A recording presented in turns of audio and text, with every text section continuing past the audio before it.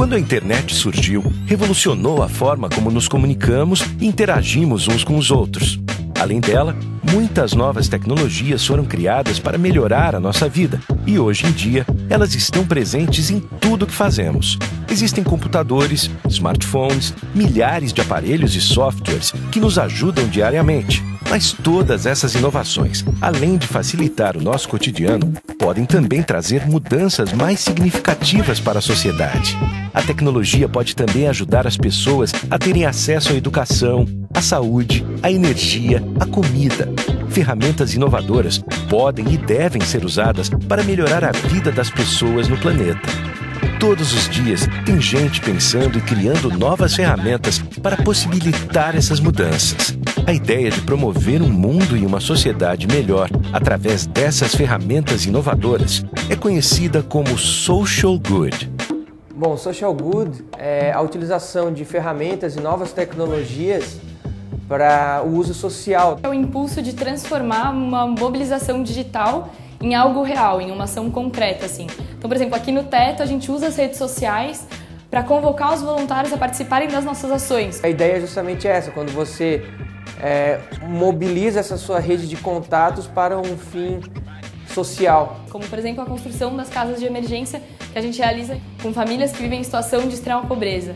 Então, o Social Good para mim pode ser um serviço público que realmente coloque o ser humano no centro, pode ser uma inovação social. E usar não somente a tecnologia, mas o know-how que cada pessoa possui em prol de alguma atividade, algum projeto que tenha como das finalidades ajudar a população. É como você constrói coletivamente uma sociedade, instituições, serviços que vão garantir o bem-estar das pessoas e que elas possam ser participantes na construção da sua própria realidade, do seu próprio futuro. Eu aplico o Social Good no meu trabalho através do Catarse, que é uma plataforma de financiamento coletivo de projetos criativos. Então a ideia é que um monte de gente participe de projetos de forma coletiva e cause um impacto relevante para a sociedade. A gente criou essa dinâmica de rede do R$1, um botão novo que você dê um clique sobre alguma coisa que você gosta, uma ideia de alguém na rede, e esse clique vale R$1 para fazer com que essa força econômica trabalhe para viabilizar as ideias das pessoas. A ideia de Social Good não vive só no mundo online. As tecnologias impactam que isso aconteça no mundo offline. Então a gente precisa entender um pouco que para a construção desse Social Good a gente vai precisar muito mais de interação, muito mais de participação, menos tapinha nas costas e mais ação efetiva. Eu não preciso depender de uma entidade grande do governo, de uma mega empresa para causar uma transformação social efetiva. Depende mais das pessoas e de colaborar com elas. Como você pode fazer algo pela sua cidade, pelo seu país, pelo mundo? Comece sabendo mais em socialgoodbrasil.org.br.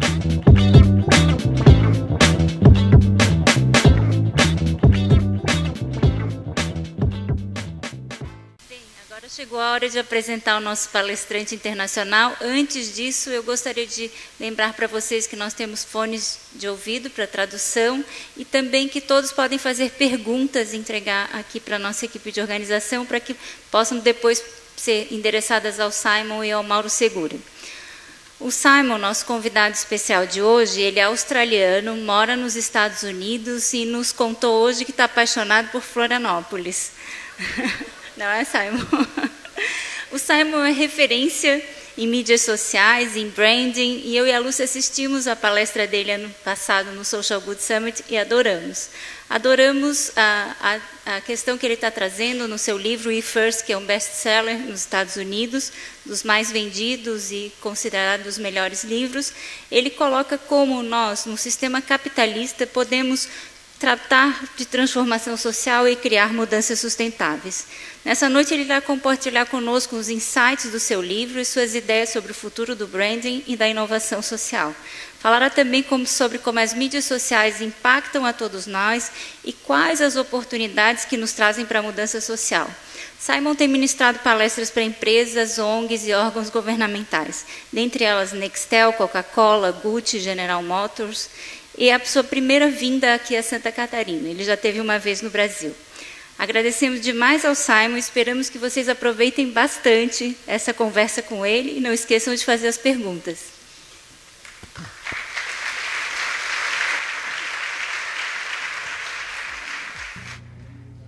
Boa noite, good night.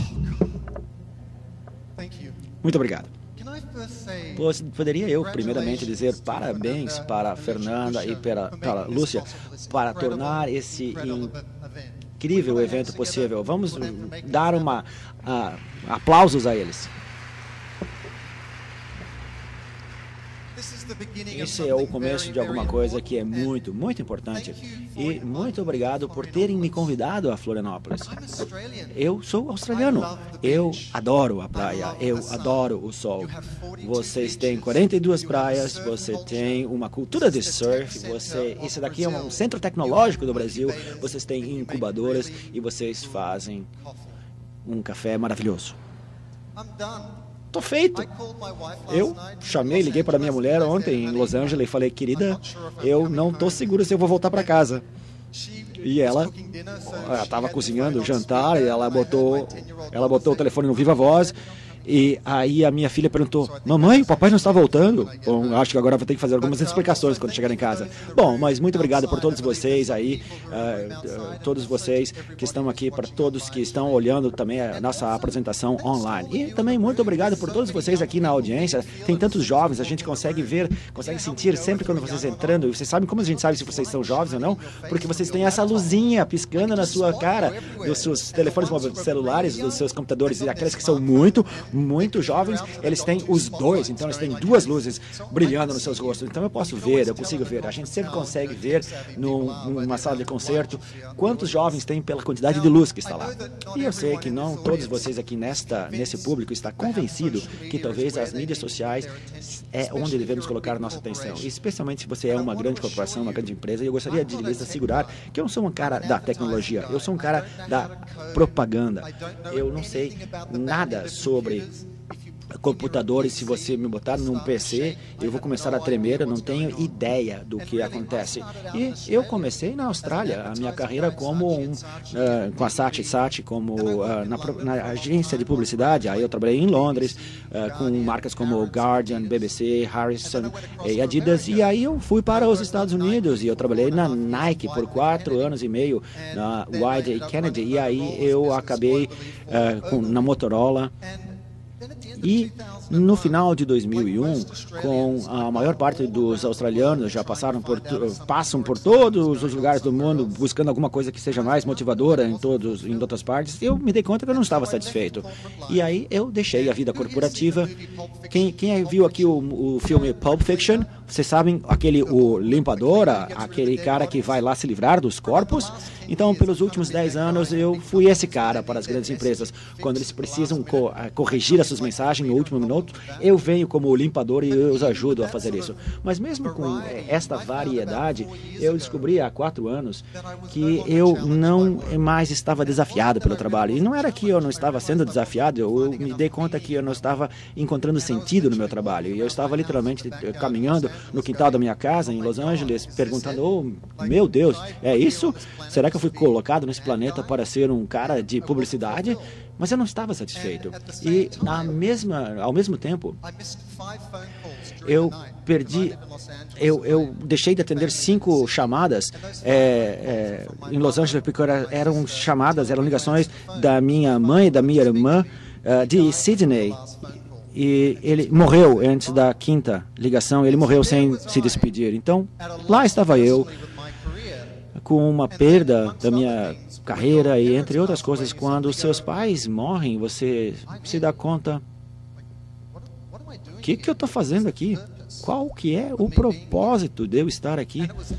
E foi naquela hora que eu vi uma palestra que o Bill Gates deu em um evento, e estava tudo lá transcrito na Fundação Bill Gates. Ele disse uma coisa bastante simples. Ele disse, os governos e a filantropia não podem consertar o mundo sozinhos. Nós precisamos que o setor privado se engaje. E isso é bastante lógico, porque eu trabalho em empresas bastante grandes, e eu eu estava já acostumado a essas emissões, então eu pensei que eu poderia tentar responder a isso e pesquisei pelos outros anos, pesquisando o fenômeno das mídias sociais, essas coisas de Facebook, de Twitter, porque eu também tinha que fornecer para a minha família, eu não queria ser deixado para trás pela tecnologia. Isso, em última instância, foi o que me levou a esse livro. Então, vocês estando aqui hoje à noite, vocês assistindo nós online e assistindo o que a Fernanda e a Lúcia fizeram, tomando decisões para fazer uma contribuição, isso é tudo que precisa acontecer. Isso é que, como todas as coisas mudam, quando cada um de nós individualmente nos faz esse avanço para mudar. Mas, tendo dito isso, não será muito simples. E você sabe por que isso aqui sempre nos atrapalha? Porque a tecnologia sempre tenta nos lembrar quem está em controle. Mas, McKinsey, uma firma de gerenciamento global, eles fizeram um estudo para a filantropia em 2011 a 2012. Eles chegaram a 12 versões diferentes do futuro. E nós somos todos responsáveis para cada uma dessas acontecer. A primeira é as corporações, as empresas irão responder às expectativas para maior responsabilidade social e os governos irão permitir que isso aconteça. A segunda é, as corporações vão tentar adotar práticas socialmente aceitáveis, mas os clientes não confiam. Então, o governo e as ONG saem e acaba bifurcando o capitalismo. E a terceira, as companhias vão se recusar a trabalhar na mudança global, e então há mais regulamentação governamental e mais descrença por parte dos consumidores. E, finalmente, a última é a sociedade e as empresas não podem trabalhar juntos e continuam na espiral negativa, indo para o desastre econômico. E cabe a nós escolher qual será o nosso futuro. Mas nós todos trabalhamos sobre um fato, em 2008, eu acho. O que o 2008 nos ensinou é que quão conectados nós estamos com a crise econômica. O que aconteceu com a Wall Street afeta a Islândia, a Grécia, as ações nos países do Golfo. O que acontece nos Estados Unidos pode afetar a educação, a saúde ou as esperanças no outro lado do mundo. E aí temos coisas como o terremoto no Haiti, ou as enchentes no Paquistão, e a gente pode ver que estamos todos juntos nesse planeta. E essa ideia ficou bastante clara para mim, que a prosperidade não é a riqueza de poucos, mas é o bem-estar de muitos. Porque marcas não podem sobreviver em sociedades que não dão certo. E na América, a classe média está batalhando. E hoje aí está uma batalha. E se alguém estiver vendo aí nos seus fones celulares para ver o que está acontecendo nas eleições dos Estados Unidos, e se alguém já tiver um resultado, pode gritar aí. Mas a prosperidade não é a riqueza de poucos contra o bem-estar de muitos. Então, tem alguns fatos que eu gostaria de comentar. Não é piada, não é meu raciocínio, é pesquisa de grandes empresas. Os resultados, por exemplo, o relatório Good Purpose, Meaningful Brands. E se olharem para esses fatos, esses números, não sei se está legível lá no fundo, a maioria das pessoas não ligariam se 70% das marcas desaparecessem.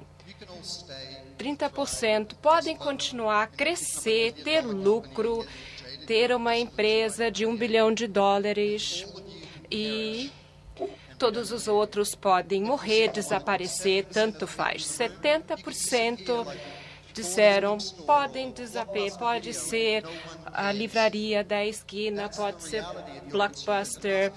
É a realidade para os consumidores. Perguntam-se, quando encomendam seu cappuccino, querem agora. Quando baixam um livro, por que demora tanto? Cadê o meu sinal da internet no aeroporto? Há expectativa. E se as marcas não entregam, não cumprem, ficam para trás. Os consumidores acham que podem fazer com que as marcas sejam mais responsáveis. O que nós vemos nos Estados Unidos no momento é esse crescimento do ativismo dos consumidores. Os consumidores dizem às marcas, às empresas, o que querem. E aqui, à direita, 73%. Não era o que eu queria. Vamos voltar. Então, 71% acham que os consumidores e as marcas cooperando vão conseguir mais do que companhias fazendo tudo sozinho. Então, isso vale para empresas, para startups, para incorporadoras, para ONGs. Os clientes estão dizendo, nós estávamos lá em 2008, estamos sofrendo desde então. Nós queremos que vocês sejam socialmente responsáveis e nós queremos fazer isso junto. E fazendo juntos, vamos fazer um mundo melhor. Estão me escutando? Estão me ouvindo? É essa a mensagem. Nós temos a Primavera Árabe, as revoluções. Começaram na Tunísia, passaram pelo Egito, pelos Estados do Golfo e continua hoje em dia, estamos na Síria. E por causa de tudo isso, nós começamos a ver o movimento Occupy Wall Street nos Estados Unidos. Pessoas nos Estados Unidos chegaram à conclusão, vocês não estão nos ouvindo.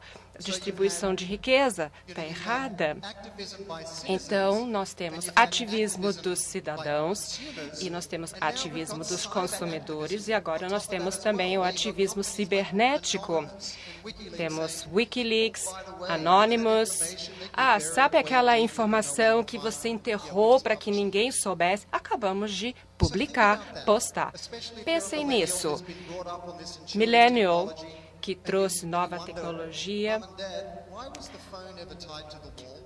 Mãe, por que o telefone estava lá na parede? Um amigo meu, numa conferência, mostrou fotografia do filho, fraldas, estava lá na televisão, apertando a tela, querendo trocar o canal.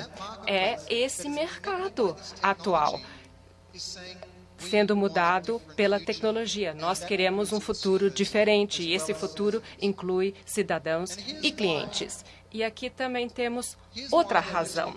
Por que as empresas estão ouvindo?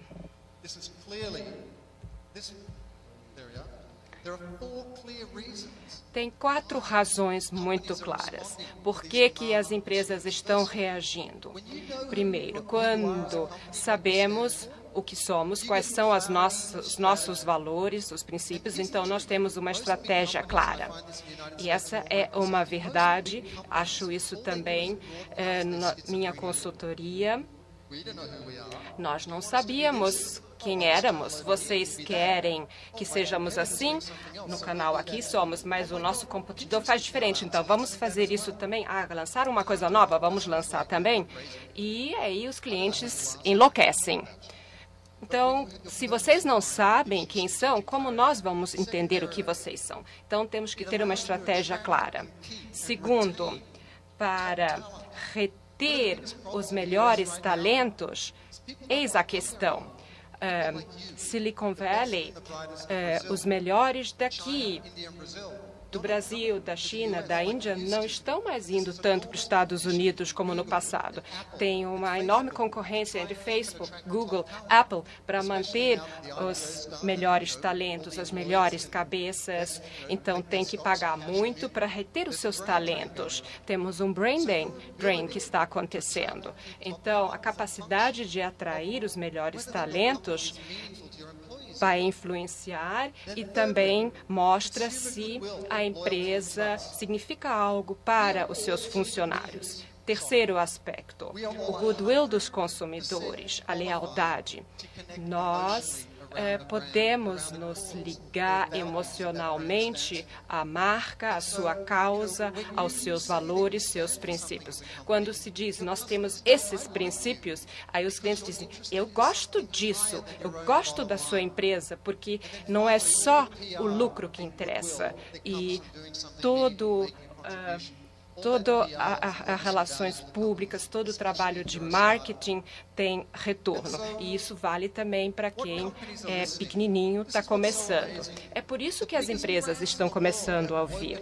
As grandes marcas, as grandes empresas acordaram que esse é o novo motor do mercado. Sim, eles ouvem, eles se importam e eles têm um mercado que tem vários motores, vários impulsos e olham para esse estudo e descobrem, olha, é isso que os nossos clientes querem mais responsabilidade social da nossa parte. Coca-Cola,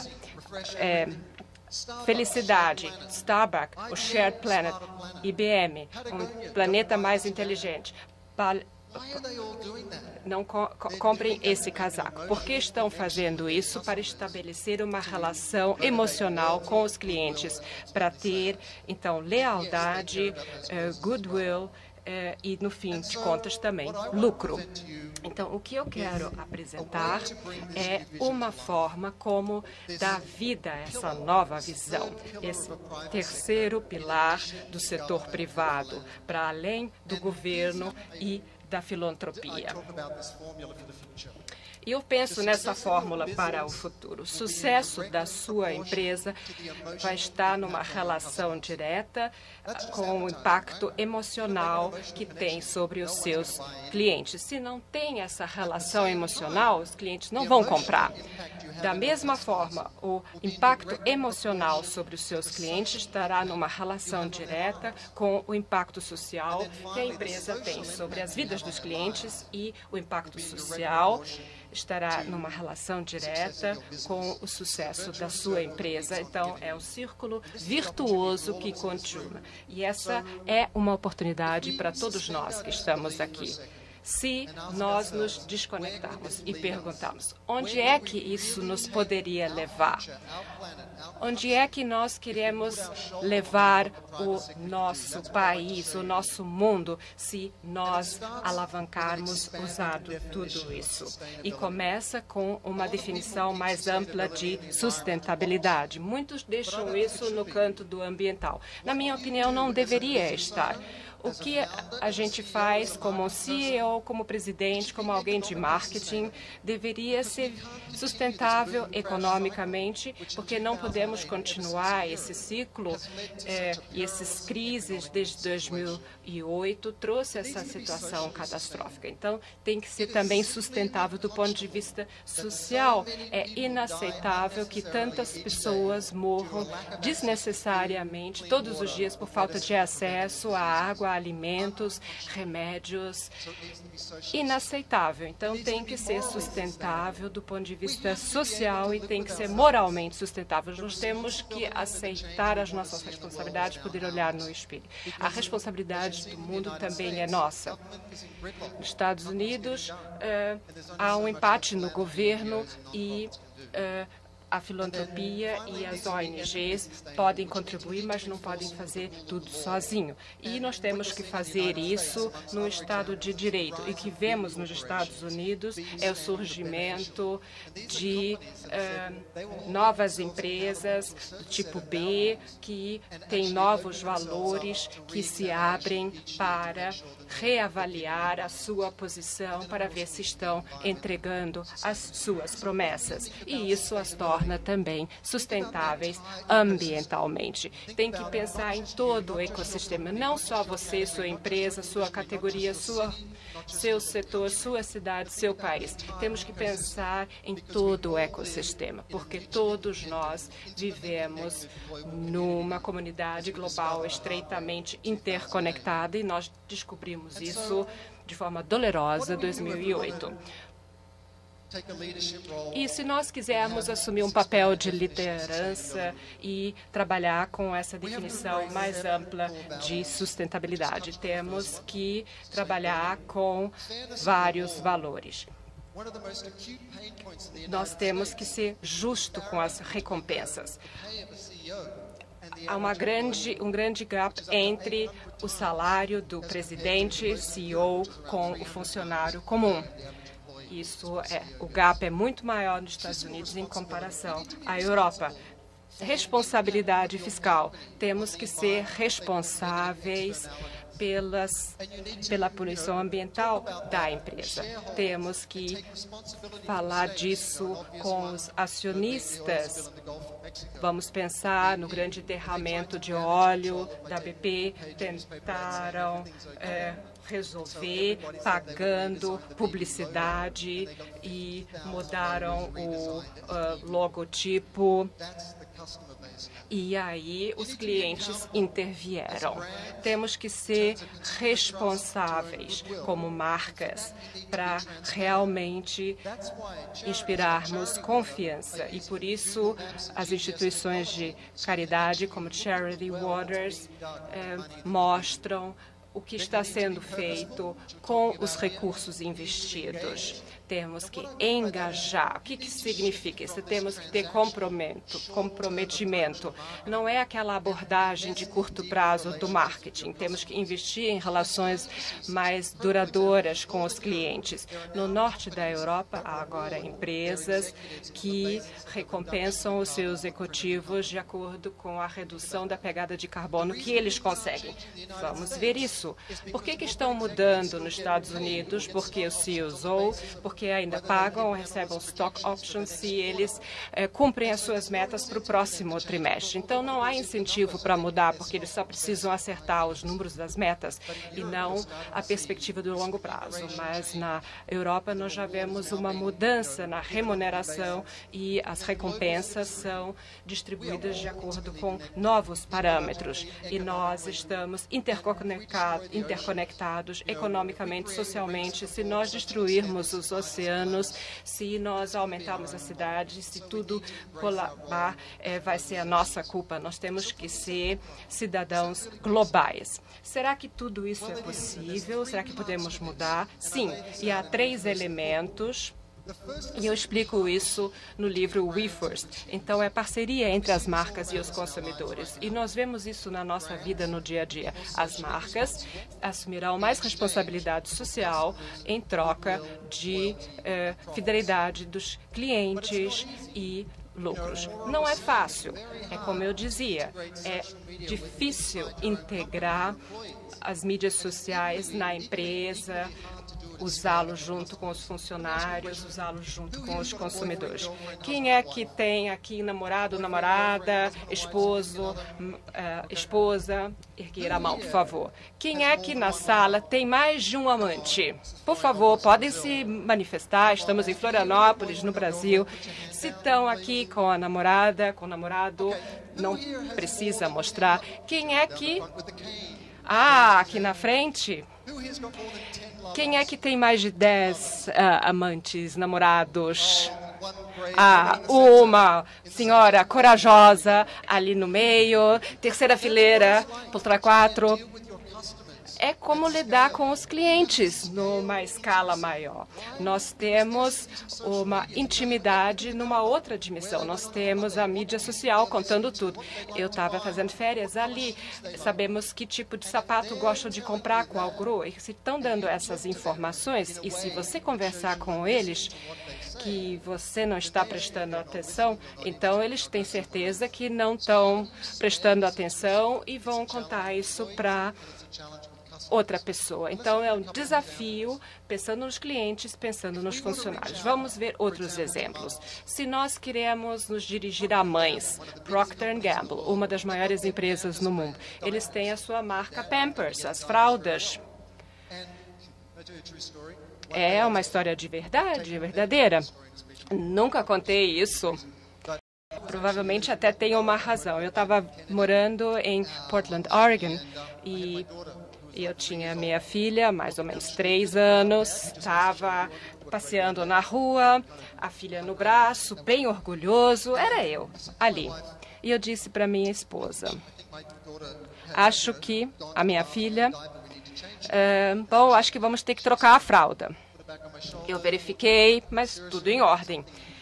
Mas carregando ela, Não estava bom. Controlamos de novo, só que a fralda tinha vazado aqui nas minhas costas. Então eu tinha realmente as costas sujas. E eu assim, que cheiro é esse? História verdadeira. Fraldas, só digo fraldas. Acho que a minha filha vai morrer se vir isso daqui a uns 5 anos. Bom, o que Pampers fez? Comprando um pacote de fraldas, isso financia uma vacina de tétano no mundo. E nos últimos 4 anos, doaram mais de 30 milhões de vacinas e salvaram mais ou menos 1.000 vidas. Tantas fraldas vendidas. Será que isso significa para vocês, as mães que estão sentadas aqui, comprando uma fralda, ajuda você, sua família, mas também ajuda alguém num outro país? E assim eles se conectam de forma emocional com algo simples como fraldas. Outro exemplo, pizza com bastante queijo. O que o Pizza Hub tem a ver com as mídias sociais? Eles fecharam negócio com games na plataforma Facebook. Quem é que faz jogos sociais aqui, como Ziggy? Quero ver mãos. Normalmente são mulheres entre 35 e 50. É o que eles fazem durante o dia. Bom, o que o Pizza Hub fez?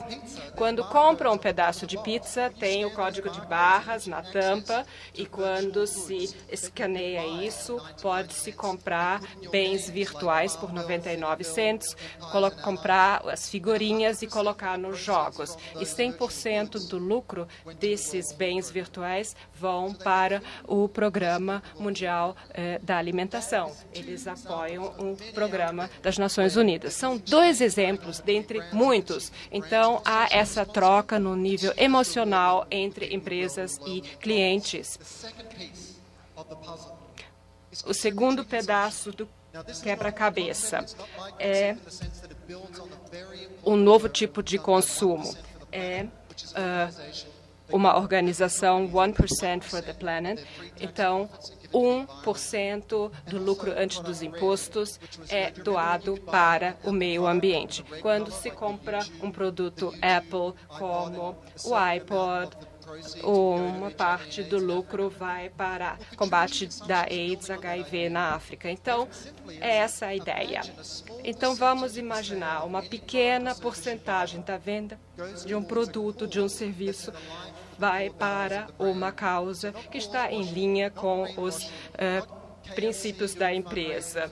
Não é KFC, Kentucky Fried Chicken fazendo uma causa, mas algo que realmente reafirma os principais valores daquela empresa. E aí a gente começa a ver uma diferença.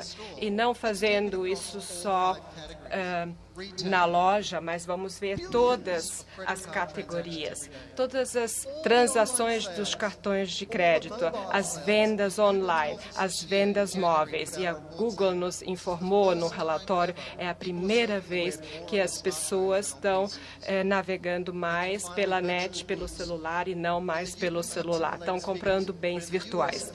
Nos Estados Unidos, os americanos gastam 2 bilhões de dólares em 2010 em bens virtuais, em coisas pequenas que, na verdade, não existem, que vão para fundos que também não existem. E nós nos perguntamos por que a economia americana está na situação complicada que está. Deve ser 60 bilhões daqui para frente. Vamos ser realistas. 95% da iniciativa privada do mundo diz, bom, da Nancy, peço desculpas pelo linguajar. Bom, nós vamos nos preocupar com os acionistas, com o lucro, mas se 5% disserem sim, nós vamos participar. Nós entendemos a ideia, mas não vamos arriscar muito. Vamos dar 1 centavo do dólar.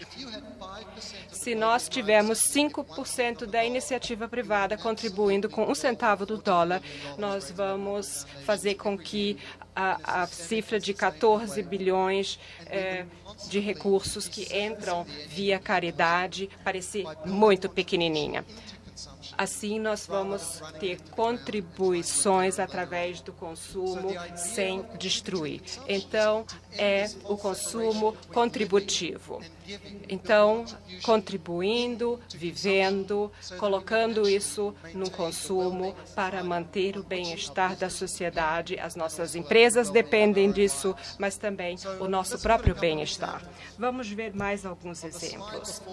No slide anterior, nós tínhamos Toms, exemplo, compra-se sapato, óculos, e uma pessoa no mundo desenvolvido também recebe um. Uma empresa de camisetas. E o que eles fazem? Eles fazem crowdsourcing. Cada mês, o que a empresa, a comunidade quer que apoie. O que querem que nós façamos esse mês? E há uma excelente desculpa para se envolver mais com a comunidade, ter mais contato. E como usar os jogos sociais? No reino paralelo se compra alimento virtual que financia alimentos reais no mundo real. Já falamos sobre o programa de alimentação em que alimentos virtuais alimentam crianças. Temos Farmville, temos Clean Water no meio e na direita um jogo de fitness. Quanto mais se exercita, mais doações são geradas para água tratada no mundo em desenvolvimento. Então tem N formas, pode ser com games, pode ser com apps, pode ser compras com cartão de crédito. Quando tentam comprar uma URL, às vezes pergunta, querem arredondar essa cifra para doar 1 centavo. Vários exemplos. Mais um pedaço do quebra-cabeça é a Global Brand Initiative. Uma ideia simples, uma coalizão de 4 empresas que unem os seus recursos. Vamos imaginar isso. Nike, PH e Nestlé, por exemplo, e Unilever, querendo trabalhar com Clean Water. Não só através do consumo contributivo, pegando uma porcentagem, doando isso para a caridade. Não, pegam o treinamento, a tecnologia, seus canais de distribuição. Talvez vão fazer treinamento de CEO de outras pessoas no campo, nos outros lugares. Talvez use os seus times de desenvolvimento para resolver problemas. Talvez eles vão envolver a sua audiência, a sua comunidade de consumidores para ir resolvendo problemas juntos, como a PhD faz. Vamos imaginar esse setor que gera lucro, não só usando o consumo contributivo, mas usando todos os seus recursos, todas as suas capacidades para resolver problemas, para avançar, como vocês estão fazendo. Olhando para esses 3 exemplos, vamos pensar num outro exemplo, claro. Nike é muito boa no marketing. Eu tive o privilégio de trabalhar 4 anos e meio por isso como seu escritor. Eles são inteligentes, são espertos, mas eles também assumem riscos e fazem isso muito bem. São empreendedores. E vocês se assustam com isso, mas assumem o risco. Então, do ponto de vista estratégico, Nike disse, os nossos produtos são lixo, são feitos de lixo porque as garrafas são produzidas de material reciclado. Então, foi muito arriscado, mas deu certo. Então, amigavelmente correto com o ambiente. Do ponto de vista da propriedade intelectual, o que eles fazem? Eles abrem, mostram, contam os seus segredos. Seria como se a Coca-Cola revelasse a sua fórmula secreta. Então, a ferramenta para modificar a pegada de carbono, e isso estava livre, aberto para todos, para que os seus concorrentes pudessem fazer a mesma coisa e melhorar. Então, a fórmula para as borrachas, as colas que usam nos sapatos. Por que eles começaram a fazer? Se nós somos uma comunidade global, se estamos todos juntos, como é que nós assumimos uma posição de liderança? Como que a gente lidera se nós somos um grande time? Nós demonstramos um comprometimento que vai além de nós mesmos. Então, Nike disse, nós vamos assumir a responsabilidade pelo bem-estar da comunidade global. Vamos assumir a liderança em nome da comunidade de empresas. Isso é muito esperto, muito inteligente e pensando no mundo em que nós estamos. Vamos imaginar o seguinte, vamos pegar esses 3 elementos, a parceria entre marcas e consumidores, a iniciativa das marcas sociais, cooperando. Patagônia nos deu uma impressão do que essa iniciativa pode significar. Eles criaram uma coalizão paralela criada nos Estados Unidos, ou iniciada nos Estados Unidos. Disseram, a mudança climática vai prejudicar o nosso negócio, vai machucar muitas pessoas, interferir na vida de muitas pessoas. Então, nós queremos que todos sejam responsáveis de acordo com o mesmo indicador de sustentabilidade. 39% das indústrias estão participando, Nike, Adidas, Puma e até pessoas ou empresas como Walmart. E se nós temos as grandes marcas participando, isso dá exemplo para as empresas de porte médio e menores. Tudo isso era inimaginável 5 anos atrás. Se tivesse me dito isso quando eu trabalhava em Londres, eles vão distribuir a sua propriedade intelectual, cooperar para resolver problemas sociais, para ter mais goodwill dos clientes, eu teria respondido, tá maluco?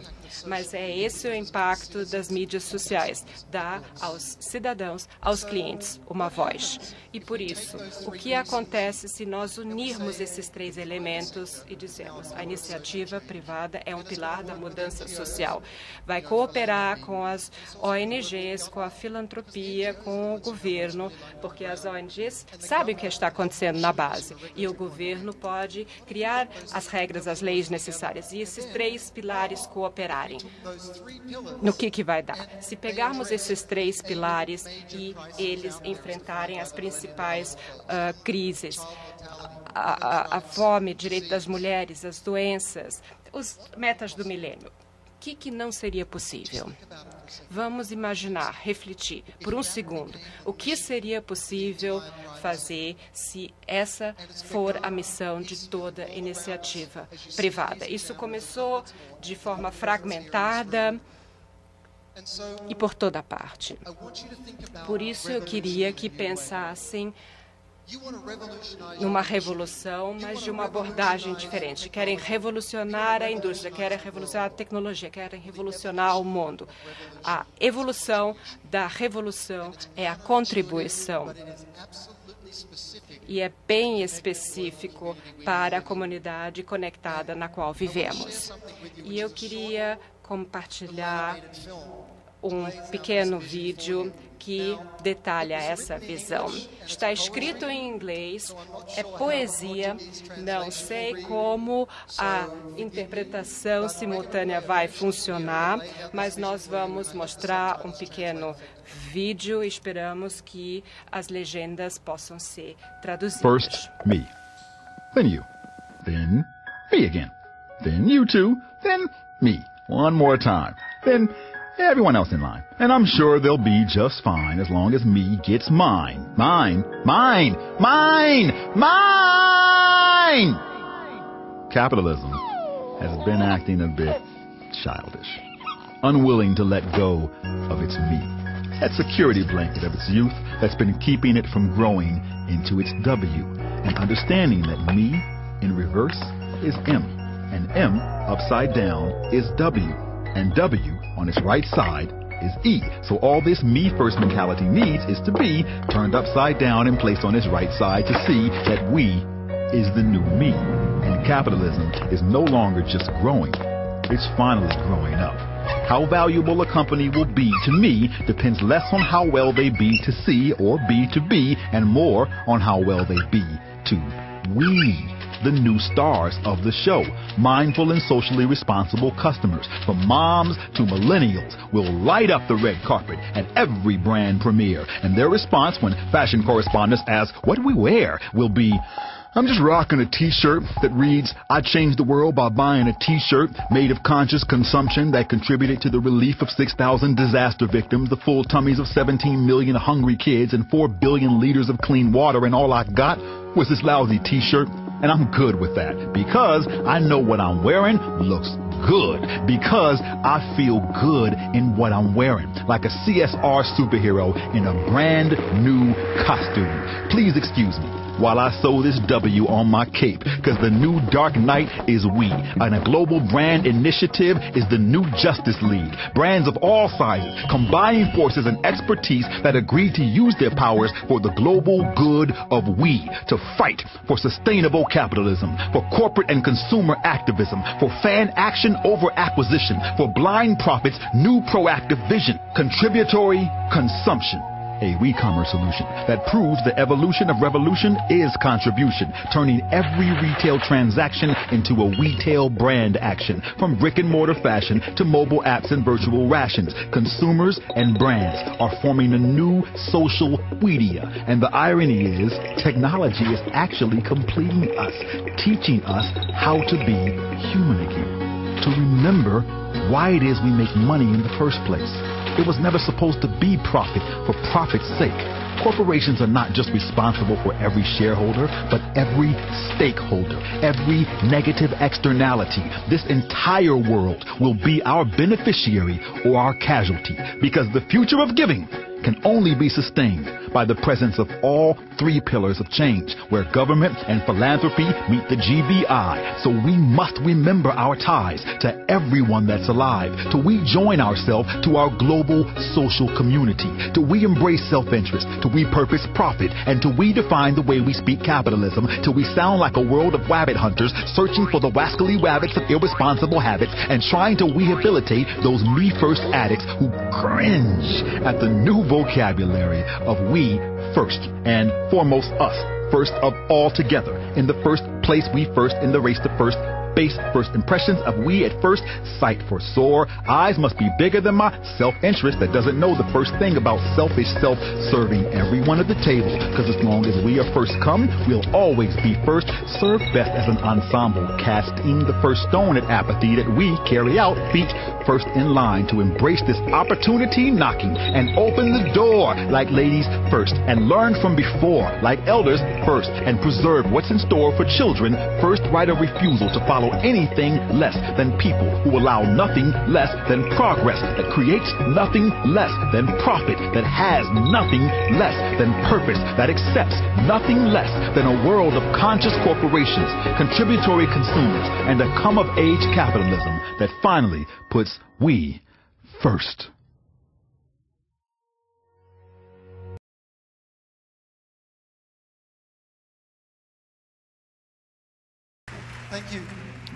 Obrigado. Todos nós aqui nessa sala temos uma escolha de 4 diferentes futuros que nós já falamos no princípio. Qual deles vai ser o melhor para as nossas vidas depende de vocês. É um desafio pessoal para vocês como empresas, para vocês como um setor, como uma indústria, para Florianópolis como uma cidade e para o Brasil como um país. Especialmente com os olhos do mundo olhando a vocês, com o Carnaval, a Copa do Mundo e as Olimpíadas à frente de vocês. Esses próximos 5 anos são a sua maior oportunidade de brilhar. E se vocês fizerem isso, vocês não irão simplesmente construir um melhor mundo, vocês vão dar um presente de autossatisfação que é muito mais recompensador que qualquer outra coisa que vocês podem fazer. Muito obrigado.